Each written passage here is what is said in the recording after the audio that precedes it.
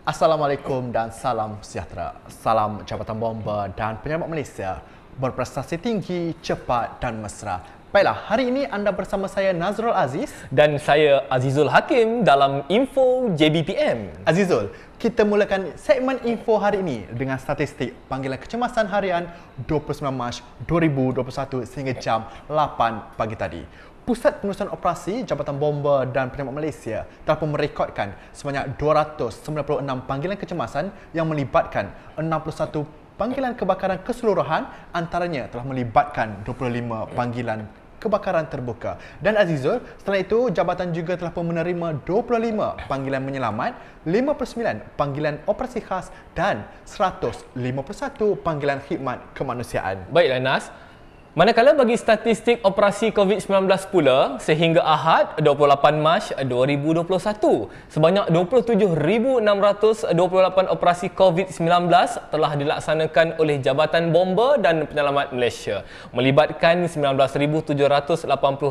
operasi sanitasi awam, 2,485 pemindahan mangsa, 214 pemeriksaan keselamatan kebakaran stesen kuarantin, 7 operasi humanitarian assistance and Disaster Relief HADR, 66 disinfeksi kawasan EPI Center, disinfeksi PUI dan PUS, 36 operasi pengurusan jenazah dan 5,035 lain-lain tugas, Nas. Azizul, kita beralih pula kepada operasi sanitasi awam. Sehingga semalam sahaja, Ahad 28 Mac 2021, sejumlah 19,785 operasi sanitasi telah pun dilaksanakan yang merangkumi 153 zon, iaitu 51 zon merah, 21 zon jingga, 62 zon kuning dan 19 zon hijau mengikut pengkelasan Pejabat Kesihatan Daerah PKD yang telah pun ditetapkan oleh Kementerian Kesihatan Malaysia KKM.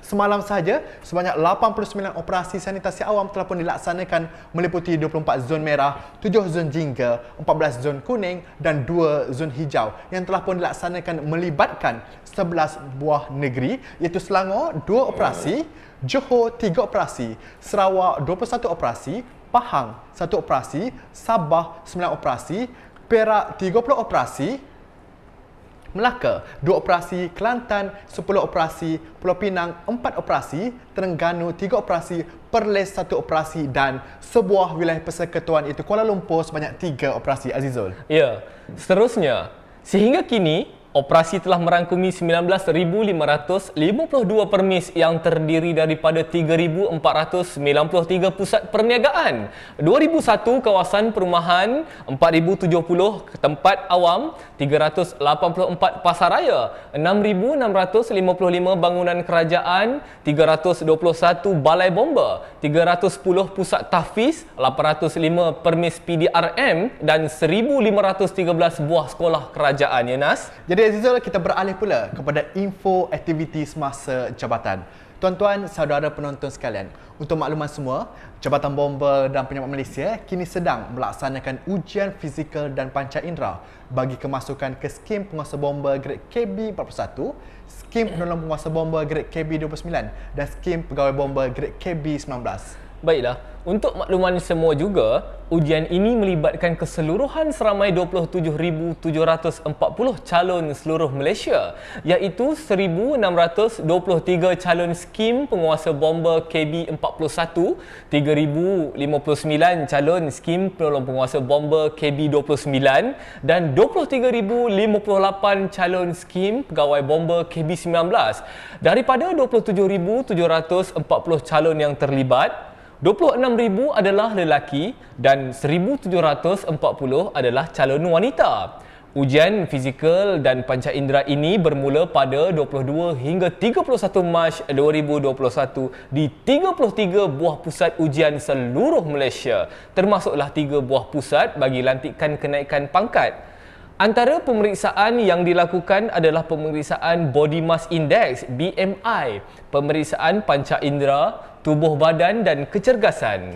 Selamat maju jaya kami ucapkan. Ya Azizul, info aktiviti kita seterusnya. Untuk makluman semua, bermula hari ini 29 Mac 2021 akan berlangsungnya ujian kecergasan taktikal kebombaan UKTK yang melibatkan pegawai bomba di Jabatan Bomba dan Penyelamat Malaysia Kuala Lumpur. UKTK ini akan berlangsung selama 3 hari sehingga hari Rabu 31 Mac 2021. Selamat maju jaya dan good luck. Kami di Bomba Channel ucapkan. Azizul. Baiklah, untuk info seterusnya. Untuk makluman, pada hari esok 30 Mac 2021 akan berlangsungnya lawatan kerja rasmi yang amat setia Datuk Haji Soiman bin Jahid, Timbalan Ketua Pengarah Pembangunan Jabatan Bomba dan Penyelamat Malaysia ke Jabatan Bomba dan Penyelamat Malaysia Negeri Selangor. Antara aktiviti yang akan dijalankan adalah perbarisan kehormat, penanaman pokok sempena kempen penanaman 100 juta pokok ya tuan-tuan. Jadi Azizul, nampaknya segmen kita berakhir di sini sahaja. Segmen info edisi Isnin 29 Mac 2021 berakhir di sini. Kita jumpa lagi esok untuk lebih banyak info terkini Jabatan Bomba dan Penyelamat Malaysia. Sekian dari saya Nazrul Aziz Dan saya Azizul Hakim, amalkan norma baharu. Prihatin rakyat, darurat memerangi COVID-19. Bomba Channel, info keselamatan anda. Assalamualaikum.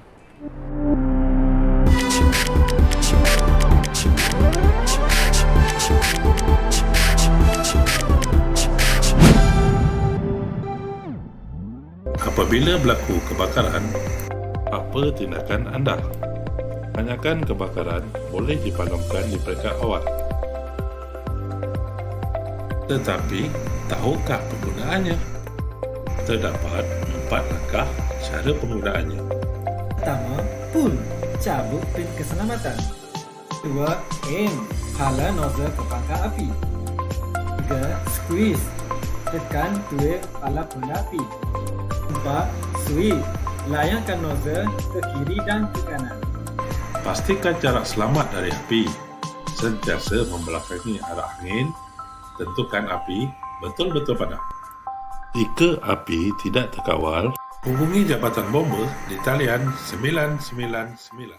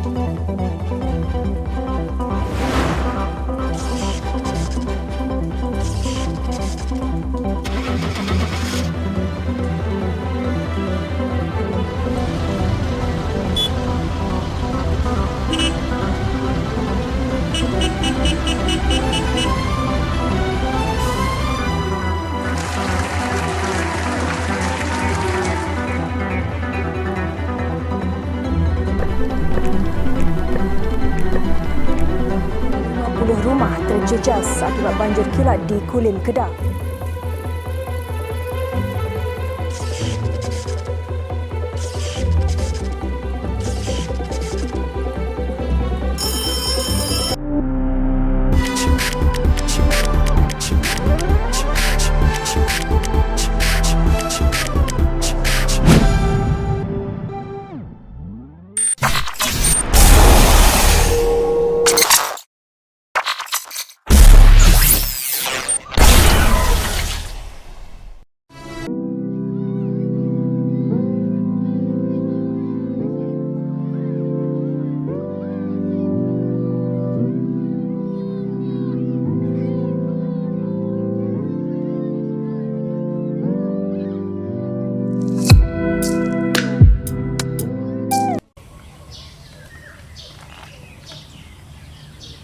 Assalamualaikum dan selamat pagi.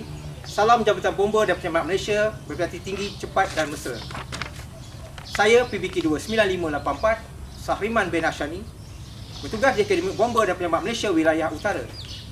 Pada kali ini, saya akan berkongsi bersama tuan-tuan tentang pengendalian PAM yang digunakan oleh Jabatan Bomba dan Penyelamat Malaysia. Stay tuned.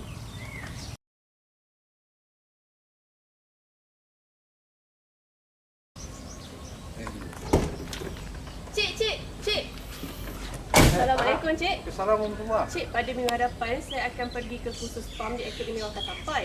Boleh tak saya nak ulang kaji sedikit dengan Cik mengenai PAM? Boleh Farah.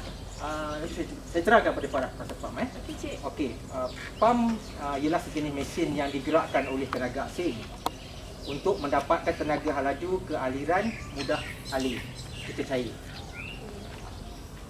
Macam Tidak mempunyai injap PAM ni, omboh atau plumber. Dia terdiri daripada pendesak impeller dan acuan pam ataupun pam casing.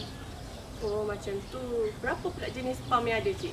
Okey, untuk maklumat Farah, pam ni dia terdapat 3 jenis pam. Yang pertama dia pam bukan EMPA, iaitu non-centrifugal pump. Yang kedua, pump EMPA, centrifugal pump. Dan yang ketiga, pump ejector, itu ejector pump.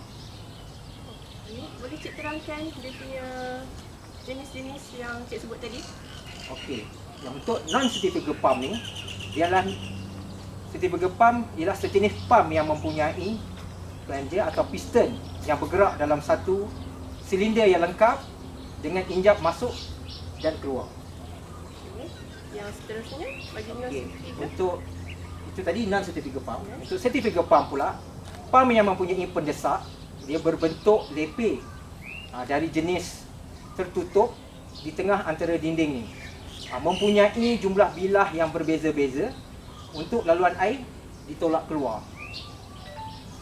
Okey, seterusnya adalah ejector pump. Boleh Cik terangkan sedikit? Okey, untuk ejector pump pula, ejector pump ni merupakan pump yang memerlukan air yang bertekanan sama ada dari pump yang lain atau dari pilih bomba. Pump ini mempunyai ejector nozzle, di mana air yang bertekanan tadi akan melalui ejector nozzle yang mempunyai saiz lubang kecil yang akan meningkatkan tekanan menjadi tinggi supaya wujudnya tekanan rendah apabila melepasi nozzle. Macam tu. Okey Cik, saya nak tanya, berapa jenis sertifikat pump yang ada di jabatan kita ya? Okey, untuk maklumat Farah, kita terdapat 4 jenis centrifugal pump yang digunakan oleh Jabatan Bomba dan Penyelamat Malaysia. Yang pertama dia single stage pump. Kebanyakannya terdapat pada pump angkut dan saiz water tanker. Okey, yang kedua dia double stage pump, terdapat pada pump Ziegler, Morita, Raffles, MP230 Micros. Untuk yang ketiga dia multi stage pump, terdapat pada pump Wajek, WIC 375. Yang keempat dia multi pressure, kebanyakannya terdapat pada pump Gentra, iaitu Godiva. Okey, komponen-komponen penting di dalam centrifugal pump. Okey, yang pertama dia ada main shaft untuk memegang impeller, bearing melancarkan pusingan shaft, seal menghalang kebocoran di antara casing dan shaft, impeller mengalihkan benda alih, dan housing mewujudkan tekanan.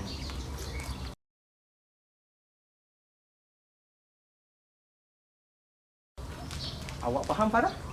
Saya kurang jelas tapi secara teorinya saya faham. Okey Farah. Kalau Farah nak faham atau lebih jelas lagi, jom kita ke pump genera. Okey Cik.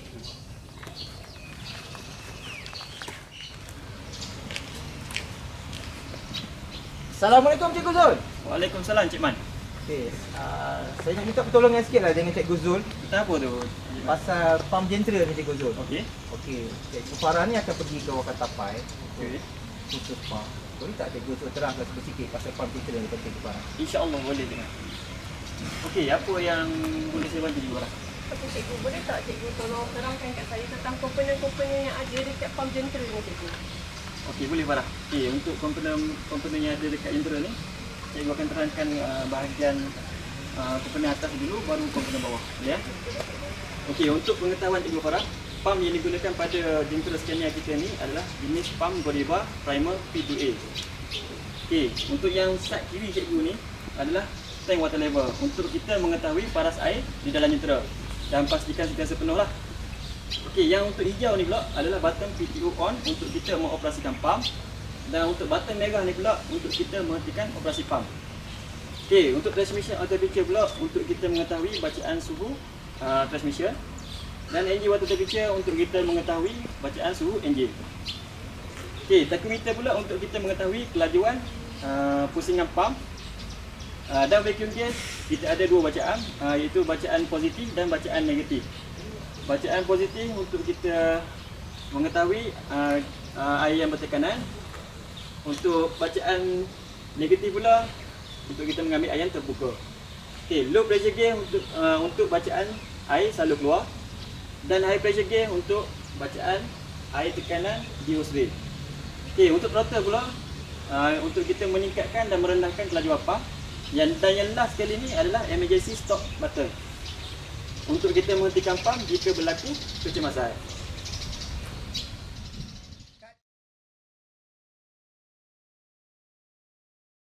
Okey cikgu, tadi cikgu dah Ya. terangkan kat saya tentang semua komponen yang ada kat atas ni. Betul. Macam mana pula dengan komponen yang ada dekat bawah ni cikgu? Okey, maknanya dekat atas ni, komponen dekat atas ni Farah dah faham lah. Yang kat atas ni dah faham cikgu, yang bawah ni pula macam mana cikgu? Okey, yang bawah ni untuk yang pertama ni adalah inlet to water tank. Mengambil sumber air terus ke tangki jendera. Okey, ini adalah inlet pump blanket untuk kita mengambil air terbuka. Okey, ini adalah second inlet untuk kita menerima air daripada jendera lain. Okey, ini adalah outlet delivery untuk menyalurkan air ke hose. Okey, ini adalah RTP, round the pump, untuk sistem penjana buih. Okey, yang ni pula adalah pump casing untuk mewujudkan air yang bertekanan. Okey, sini pula adalah hose ray valve untuk kita membuka dan menutup air ke hose ray. Dan yang ni pula adalah injak tangki untuk kita membuka dan menutup air daripada tangki. Okey, untuk pengetahuan Cikgu Farah, kita ada 3 sistem keselamatan pada pam jendera ni. Okey, yang pertama adalah SPRV, Suction Pressure Relief Valve, PRV, Pressure Relief Valve, dan TRV, Thermal Relief Valve. Okey, faham cikgu. Okey cikgu, saya ada terbaca di mana pam ini menggunakan sistem primer. Apa Okey. itu primer cikgu? Okey, terima kasih untuk soalan tu. Okey, untuk pengetahuan Cikgu Farah, primer ialah sejenis alat yang boleh mengosongkan udara di dalam hos sedutan dan acuan pam. Yang mana dengan kekosongan udara kedua-dua bahagian ini membolehkan tekanan udara kasar menolak air naik ke pam, dan proses ini dipanggil priming. Ia boleh beroperasi secara manual atau automatik berdasarkan pada jenis atau persesuaian bentuk pam empau. Oh, macam tu. Okey cikgu, saya nak tanya lagi. Sebelum kita nak kendalikan pam ni, ada tak apa-apa ujian yang perlu kita lakukan cikgu? Ada Cikgu Farah. Tapi sebelum tu Cikgu Farah perlu tahu bila masa kita perlu buat ujian pam ini. Okey, yang pertama adalah pam dan jentera baru diterima. Yang kedua, bila balik daripada operasi. Yang ketiga, selepas pam dibaiki. Dan yang keempat, mengikut JTH balai. Okey, kita ada 4 ujian. Okey, ujian yang pertama ujian hampa gas. Yang kedua ujian tekanan. Yang ketiga ujian pengeluaran. Dan yang last sekali adalah ujian tekanan maksima. Okey, itu sahaja yang dapat Cikgu bagi penerangan pada Cikgu Farah. Okey cikgu, sekarang baru saya faham dan jelas mengenai komponen-komponen yang ada dekat pam jentera ni. Cikgu, terima kasih cikgu atas tunjuk ajar. Sama-sama. Okey, Cikgu Zul. Ya, Terima kasih banyaklah kerana bagi sikit penerangan pasal pam jentera daripada Cikgu Farah. Okey Cikgu Farah, selain daripada pam jentera ni, jabatan juga ada menggunakan pam angkut. Pam angkut. Okey, apa kata saya tunjukkan Cikgu Farah Okey cik. pam angkut tu pula. Okey, boleh? Okey. Terima kasih cikgu. sama-sama.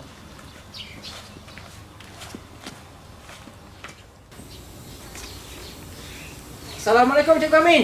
Alhamdulillah. Okey Cikgu Amin, boleh tak Cikgu Amin terangkan sedikit pasal pam angkut ni pada Cikgu Farah ni, sebab dia minggu depan nak pergi kursus dia akan dapat. Boleh je. Okey Farah, apa yang kamu ingin tahu mengenai pam angkut ataupun pam di dalam jentera?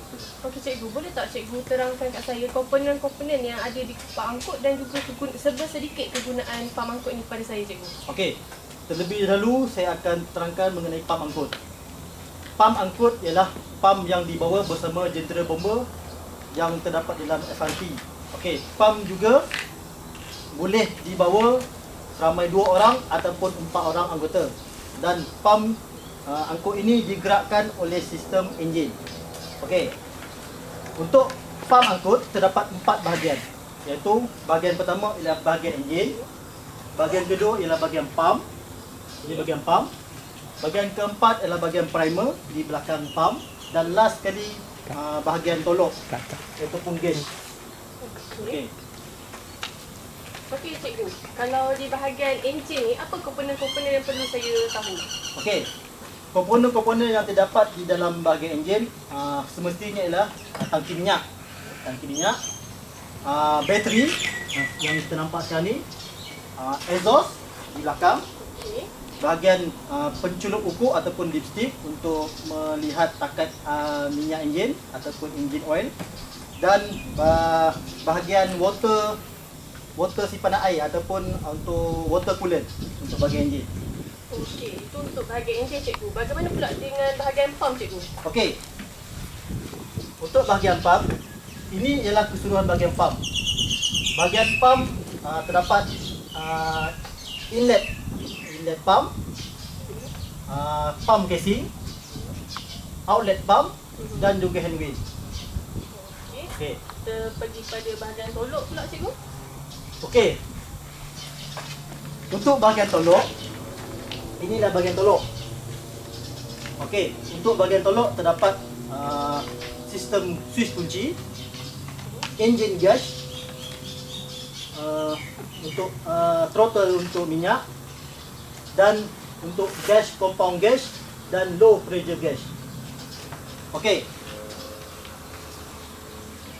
Okey cikgu, selain pada tu cikgu, ada tak apa-apa yang komponen ataupun yang perlu saya tahu mengenai pump angkut ni? Terlupa satu lagi bahagian, iaitu bahagian primer. Primer. Okey, ini ialah bahagian primer ataupun nadi di dalam sesebuah pump.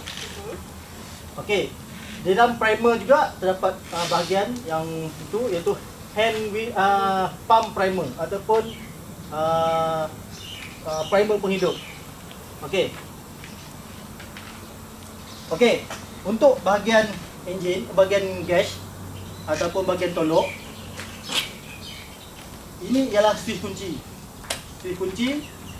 Dan switch kunci ialah untuk kita menghidupkan segala sistem dalam pump lah.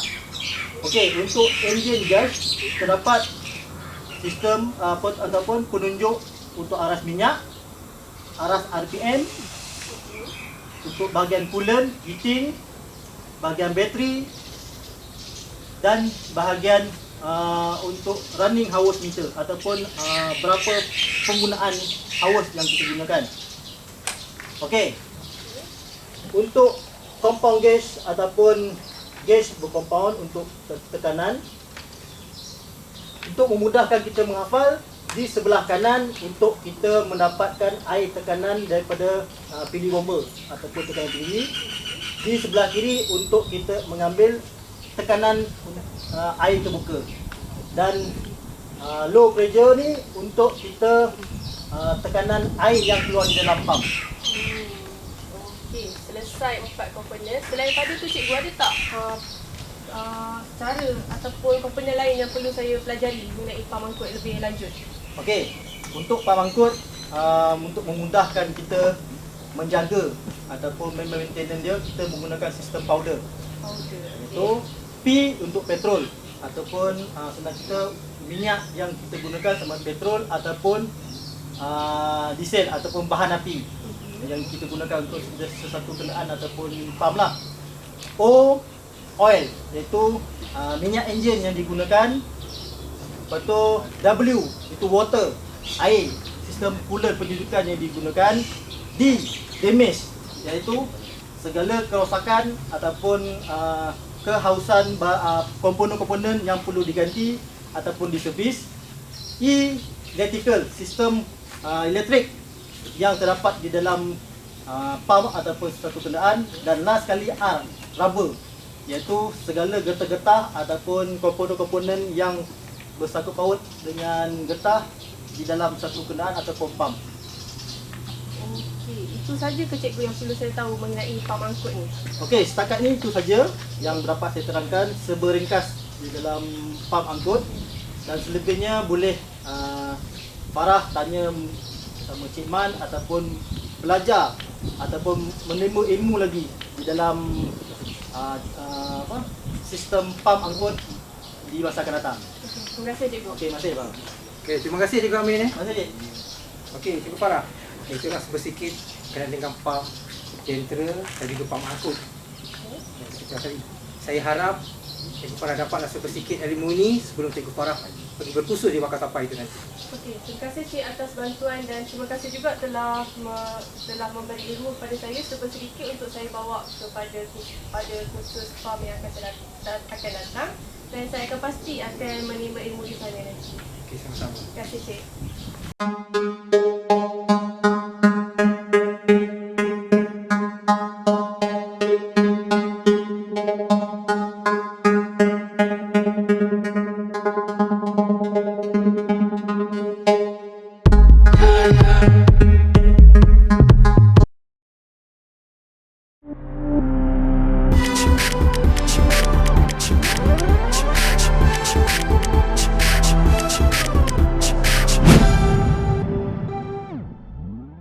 Keselamatan kebakaran di dapur.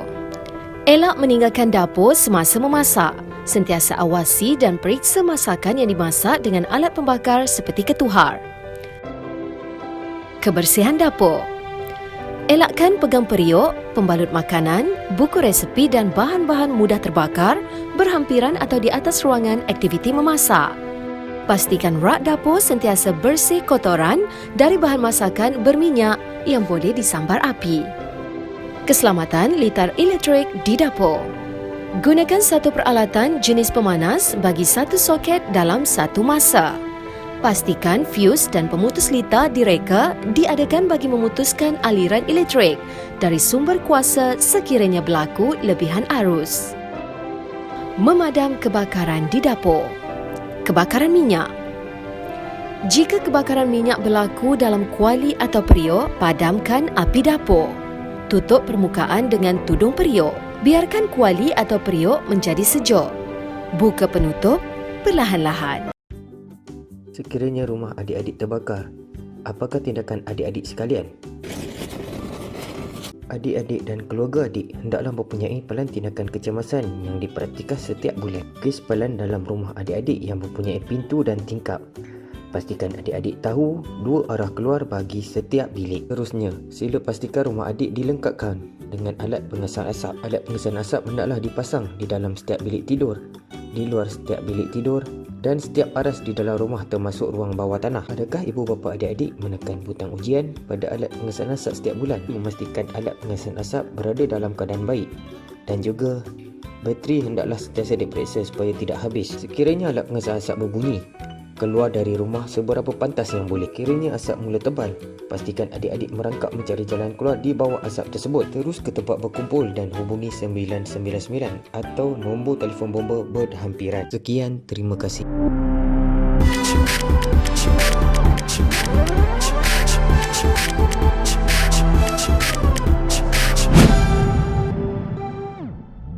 Assalamualaikum, salam sejahtera. Salam Jabatan Bomba berprestasi tinggi, cepat dan mesra.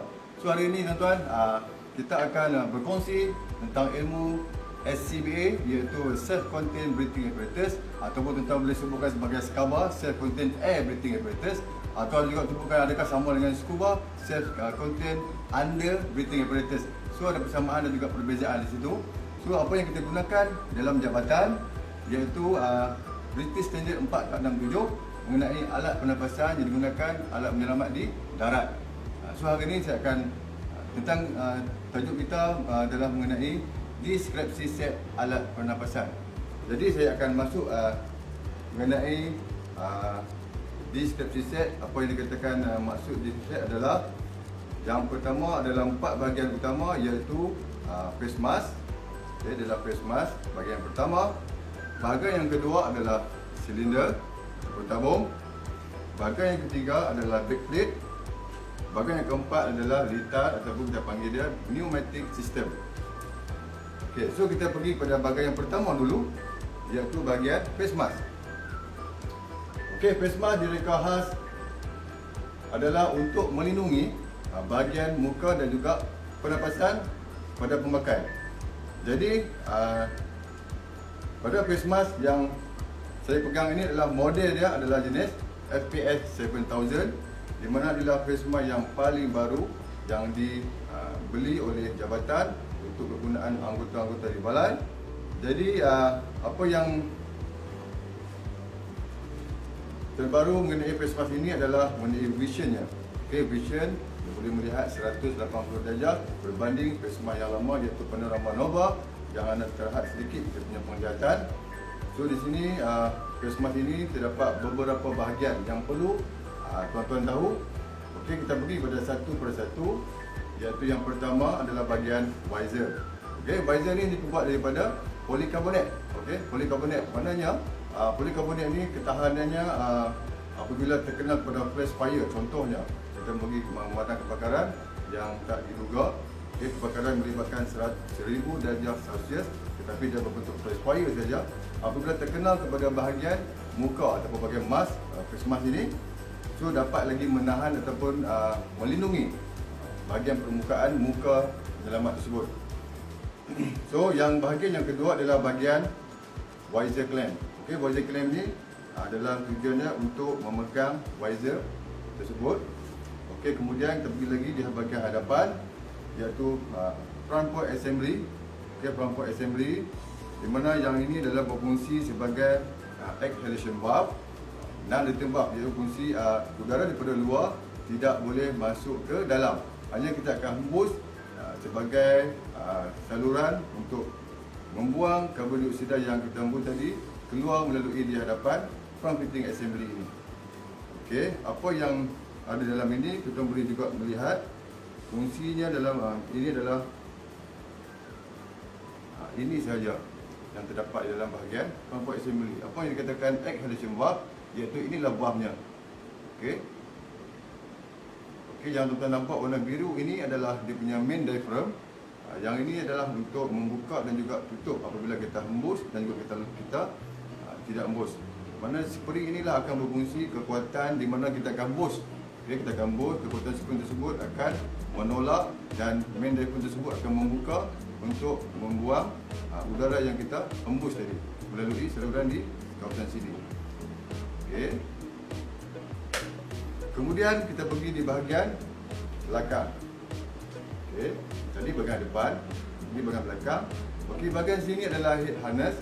Dulu kalau panorama nova dia hanya simple, okey, tetapi penambahbaikan yang dilakukan oleh FPS 7000 dia membuat full head harness.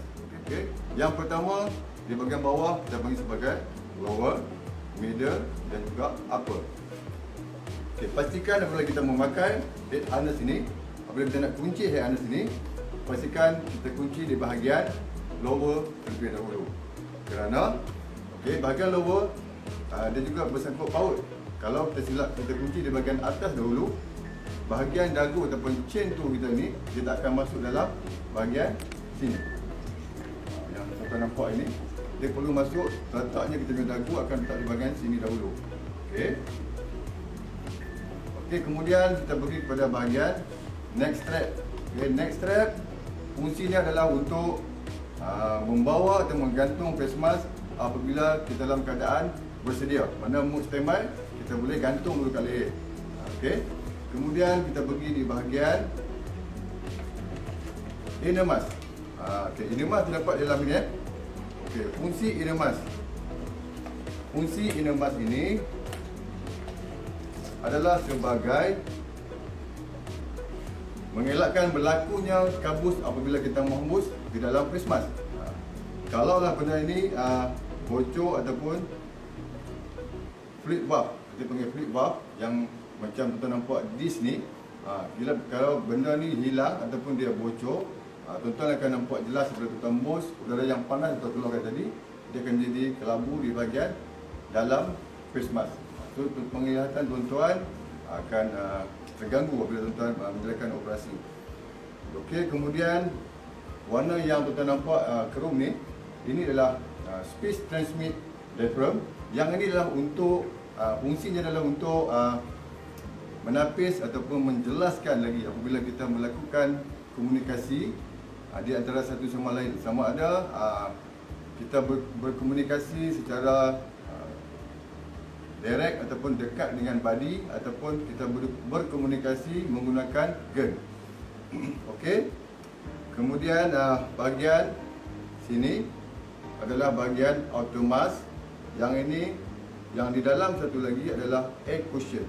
Okey, air cushion ini berfungsi sebagai untuk melekapkan muka kita dengan bahagian automat. Sekiranya bahagian sini tidak ketat ataupun longgar ataupun kita pakai sengit dan sebagainya, so permukaan-permukaan yang terdapatnya longgar tadi, bila kita lakukan pergerakan yang agak agresif, dia akan terus bocor. Okey.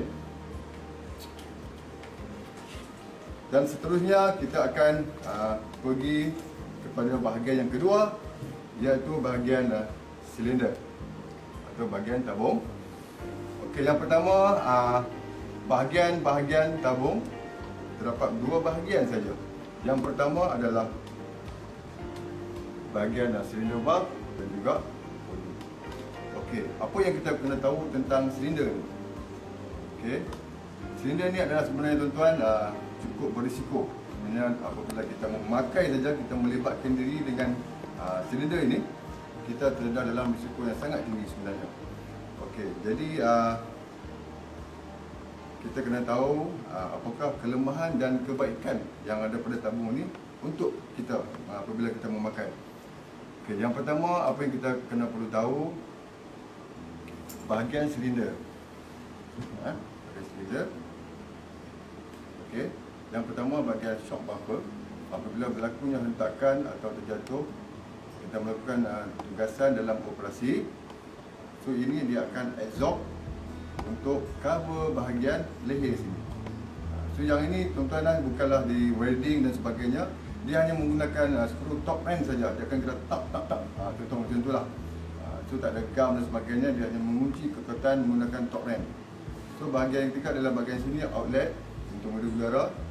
So bahagian sini juga penting. Kita perlu tutup dengan blanket apabila tidak digunakan. Okey, yang ketiga adalah bahagian hand wheel. Okey, bahagian hand wheel. Kemudian kita tengok bahagian di atas sini dan sudah nampak putih dan juga hitam. Ini menandakan isi kandungan jenis yang telah dikompres di dalam tabung tersebut. So yang ini mengikuti piawaian British Standard 1319, di mana untuk mewarnakan silinder tersebut bagi mengetahui apakah isi kandungan yang terdapat di dalam silinder itu. So yang udara yang kita gunakan adalah udara jenis MAM4. Okay, udara yang telah dikompres dan di-refill masuk terus ke silinder. Okey, kemudian perkara yang paling penting adalah tuan-tuan perlu tahu jenis silinder yang kita gunakan. Okey, jenis silinder kita gunakan adalah jenis wrap carbon composite. Okey, so maklumat-maklumat yang kita perlu boleh ambil tahu adalah di bahagian surat beranak.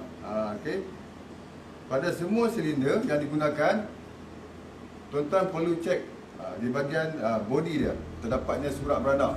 So macam kita juga, so mesti ada surat beranak asal usul kita. Cuma di sini membezakan kita dengan manusia, tak ada tarikh mati. Itu ya, tak tahu bila kita mati. Okey tuan-tuan, yang pertama apa yang tuan-tuan boleh tahu tentang maklumat silinder ini? Yang pertama adalah tentang ini adalah diameter ya. Okey, diameter. Okey, daripada mana dia punya buatan dia, daripada GB adalah Great Britain. Okey, Draeger dia punya branded. Okey, so silinder ini sebenarnya tuan-tuan bukanlah dibuat oleh Draeger. Ini adalah untuk kita kongsikan pengalaman dengan pengetahuan sedikit lah. Sebenarnya semua jenis bentuk silinder adalah dikawal oleh satu syarikat iaitu Lakper. Dia ni hanya membuat apa saja jenis model, saiz untuk keperluan kepada sesuatu company tersebut. So sini dia namakan Draeger. Apabila Lakper dia dah buat, so Draeger kata okey dia nak saiz 9. So dia akan buat saiz mengikut yang di order. Okey, kemudian BRXM 2535 ini adalah nombor siri setiap silinder yang dikeluarkan oleh pengeluar tersebut, kilang tersebut. Tuan-tuan hanya boleh ambil di sini sebagai nombor siri. Tuan-tuan boleh tandakan sebagai nombor siri di dalam tuan-tuan punya keyboard 2. Okey, kemudian lihat perkara yang penting. Okey, tabung 5.3 kg ni adalah keberatan tabung kosong. Okey, keberatan tabung kosong 5.3 kg, tidak termasuk yang 300 bar lagi belum dikompres. Okey, kemudian B9.0N ni adalah volume. So ini adalah saiz dia. Dia ada pelbagai jenis saiz terpulang kepada pemakai ataupun company yang ingin membuat saiz tersebut lah. Okey, kemudian pressure working dia boleh bekerja pada 300 bar. Okey, 300 bar ni apabila dikompres, suhu tekanan dalam udara tersebut akan menjadi 15 darjah Celsius. Mana ini adalah sesuai untuk kita bernafas apabila melakukan tugasan operasi ataupun latihan. Okey, pressure untuk tekanan ataupun pressure hydrostatic test pula. Okey, di sini dia maklum juga iaitu 450 bar yang dikenakan di atas ke dalam tabung ini. Maknanya apabila melakukan ujian tekanan hydrostatic test ini, keadaan tabung yang fizikal kita nampak asal begini, dia akan berubah. Mana dia ada kesan expand nanti, dia akan berlaku expand di sini. Mana dia akan berlaku bukaan. Tujuan hydrostatic test ni adalah dilakukan adalah untuk menentukan saja sama ada tabung itu mati ataupun hidup. Maksudnya di sini kalaulah tabung itu bermaksudnya mati apabila diberi tekanan sebanyak 450 bar. Okey, 450 bar yang melebihi daripada kapasiti asal yang boleh ditampung oleh silinder tersebut. Maknanya kalau tekanan diberi bersama tekanan diberikan kepada dua jenis tekanan, iaitu yang pertama dia akan memberi tekanan dengan air dan juga dicampur bersama dengan udara, mana menjadikan 450 bar tekanan. Dan apabila berlakunya bukaan ataupun expand pada tabung tersebut, itu bermaksud tabung ini dalam keadaan masih lagi hidup. Mana hidup ni dia punya lifetime dia boleh digunakan lagi. Kalaulah diberikan tadi di sebaliknya 450 bar diberikan tekanan tetapi tiada langsung expand ataupun bukaan, mana dia statik bentuk yang asal seperti sekarang pun sama juga. Mana tabung tu dalam keadaan dah mati. Mana dah mati ni kita boleh lepaskan untuk penggunaan. Okey, kemudian kita pergi lagi ke bahasa ketiga iaitu CE. Kena tertanya juga CE ni apa maksudnya? Ini adalah community European norm. Mana community European ni dia dah untuk penggunaan ni dia mempunyai satu community untuk menyetujui tentang penggunaan ni adalah sesuai dari segi perindustrian dan juga penyelamatan. Okey. Kemudian EN. Kita EN. European norm. Mana kita gunakan standard European norm, kita ada nombor-nombor sini dah. Okey. Kemudian buatan pada GB. Okey, di sini terdapat tarikh. Okey, ada tarikh di sini 2006/11. Ini bermaksud adalah tarikh, okey, adalah tarikh yang dikeluarkan mula-mula sekali. Mana jabatan terima silinder tersebut pada 2006 bulan 11. Okey. Kemudian di sini juga adalah final 2026/bulan 11. Ini maksudnya. Maknanya penggunaan untuk hayat satu silinder jenis Draeger saiz 9 karbon komposit adalah selama 20 tahun sahaja. Okey, 20 tahun sahaja.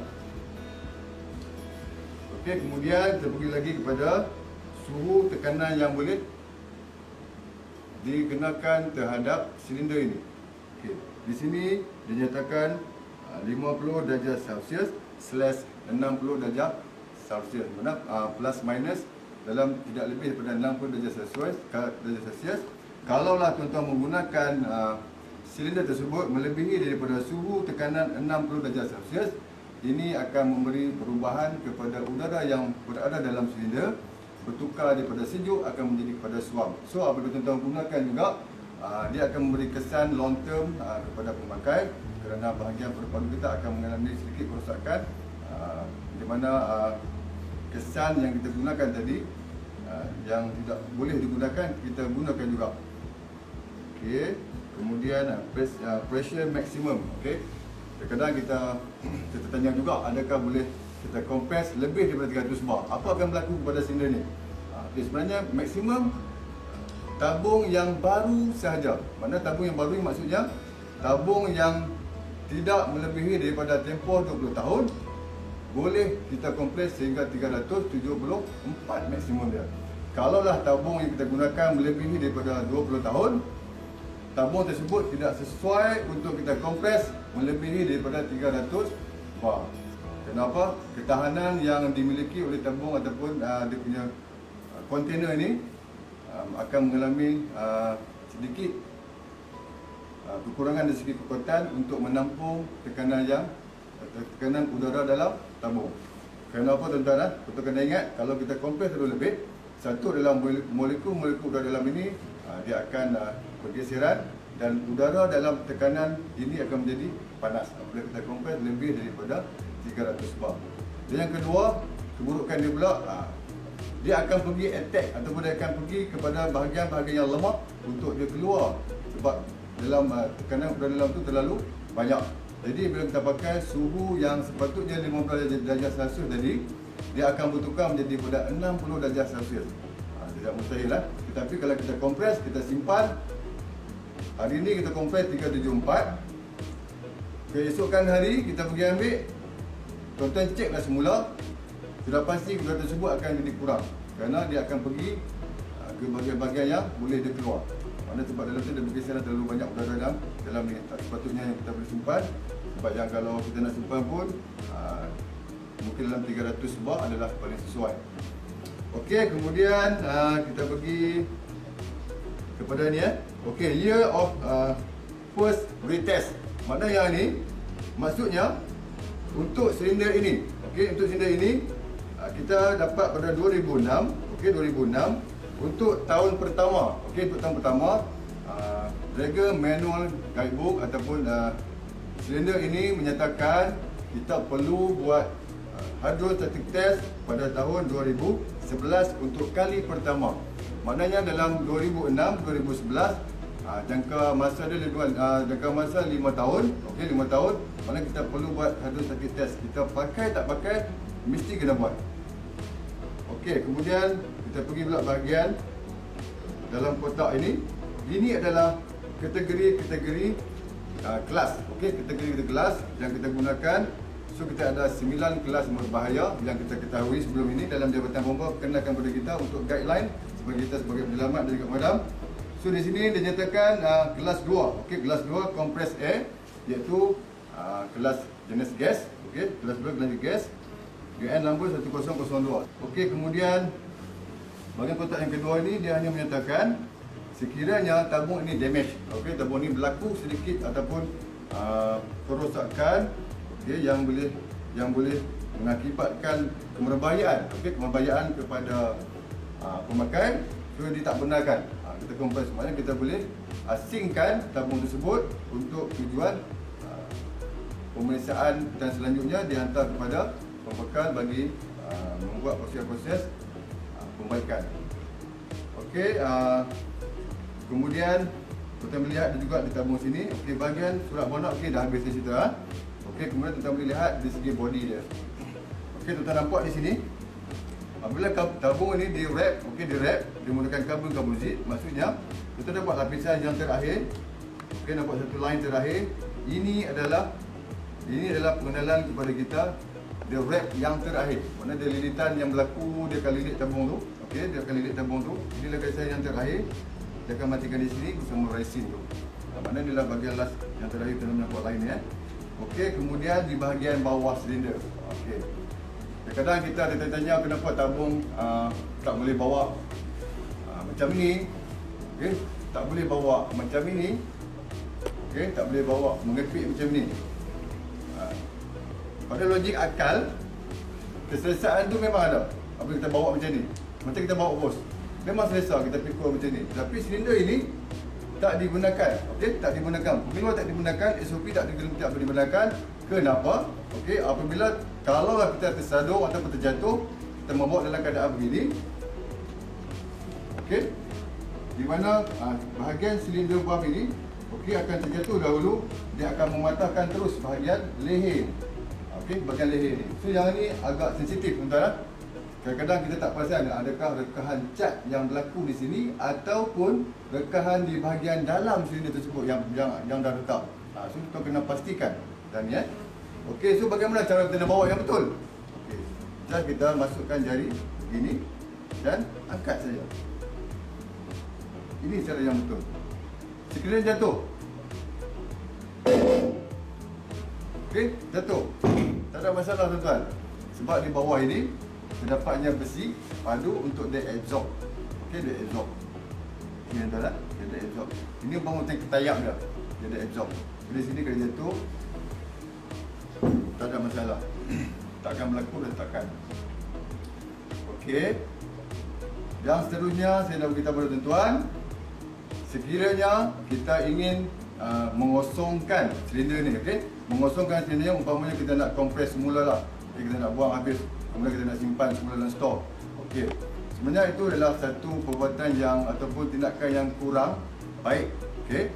Apabila kita kosongkan terus udara di dalam silinder tersebut, sekiranya berlaku kejatuhan ataupun jatuh silinder ini di bahagian lantai, so takkan ada absorb lagi untuk hentakan yang berlaku tadi. Contohnya ini akan berlaku hentakan, tetapi ada udara yang akan cover untuk bahagian keseluruhan silinder ni. Sekiranya kita nak kosongkan terus, okey, tuan-tuan perlu kena ingat, setiap silinder yang akan diisi semula pastikan mempunyai 50 bar di dalam silinder. Jangan kosongkan terus. Kalau tuan-tuan kosongkan terus, kalau berlaku kecederaan pada tabung, tabung akan terus berlaku kecederaan di bahagian sini, bahagian leher. Pastikan tuan kena ingat 50 bar paling kurang tuan kena simpan di dalam silinder. Kecuali kalau tuan-tuan buang terus, kosong, terus kompres. Itu mungkin boleh kita terima lah. Mungkin boleh terima sebab kita terus kompres. Kita kalau kosongkan terus, kita simpan dalam store, itu yang kurang, tindakan kurang baik. Okey, bahagian silinder saya dah habis. Saya akan masuk pula bahagian backplate. Okey, bahagian backplate. Okey, bahagian backplate, kadang ada juga orang tanya, backplate ni buat daripada plastik ke, daripada bahan apa sebenarnya? Dia sama macam dengan face mask, polikarbonat juga. So bahagian dia sebab tu dia mudah dibentuk mengikut tulang belakang. Okey, polikarbonat. Okey, apakah bahagian-bahagian yang terdapat pada backplate? Okey, saya angkat sikit. Kita tengok bahagian yang pertama dia ada shoulder pad. Shoulder pad. Kemudian bahagian waist belt. Okey, waist belt. So dulu dia ada bahagian side arm. So jadi kita boleh bahagian pad arm, dia boleh bentuk, dia boleh bengkok macam ni. Okey, apakah bahagian yang ada kat sini? Sebelum dan selepas penggunaan, dia ada buckle untuk kita riliskan bahagian shoulder. Inilah bahagian rilis dia. Tuan-tuan boleh riliskan, angkat buckle dan juga tarik. Sebenarnya simple je. Kita nak ketatkan, lepas dan tarik. Sama dengan bahagian sini. Juga bahagian buckle, bahagian waist belt, kita klik dan tarik. Okey, bahagian waist belt. Ada juga pada backplate yang daripada balai-balai negeri lain, kadang dia tak ada benda ni. Okey, yang ini adalah sebenarnya aksesori ya tuan-tuan. So tak ada masalah. Kalau tuan-tuan tak ada benda ni, tuan-tuan boleh gunakan pelbagai cara, sama tuan-tuan bentukkan plastik ataupun blanket yang lain. Tuan boleh buat ataupun inovasi sendiri pun boleh. Tak ada masalah. Cuma yang ni dia bagi aksesori, so kita kena pasang sendiri juga ini . Okey, kemudian bahagian cylinder strap. Cylinder strap. Ada juga kadang kita tersilap masuk. Ada bahagian sini pun boleh lepas masuk. So yang ni bukan, ni lah bahagian center dia. Dia nak adjust. Okey, bahagian tu nak adjust diameter silinder sebenarnya sini . Dia letak di bawah saja. Hanya kita masuk bahagian sini. Okey, dan bahagian cylinder strap kebanyakan kita confuse kadang-kadang bahagian kita nak kunci di sini. Ada yang tercabut. Okey, ada yang tercabut tapi bila nak pasang semula tu agak kadang tak jadi, kadang jadi. Hari ni pasang jadi, besok pasang tak jadi. So saya bagi tip kat tuan-tuan di sini. Okey, saya bagi tip kat tuan-tuan di sini. Mudah saja. Okey, saya buka semula. Okey, saya buka semula. Yang pertama tuan-tuan masuk ground floor. Okey, dia ada 3. 1, 2, 3 dan 4 ya. Tuan-tuan masuk ground floor. Pergi tingkat 2. Ground floor masuk tingkat 2. Ini saya bagi sebagai tip lah supaya tuan-tuan ingat. Masuk tingkat 2, tuan-tuan keluar tingkat 1.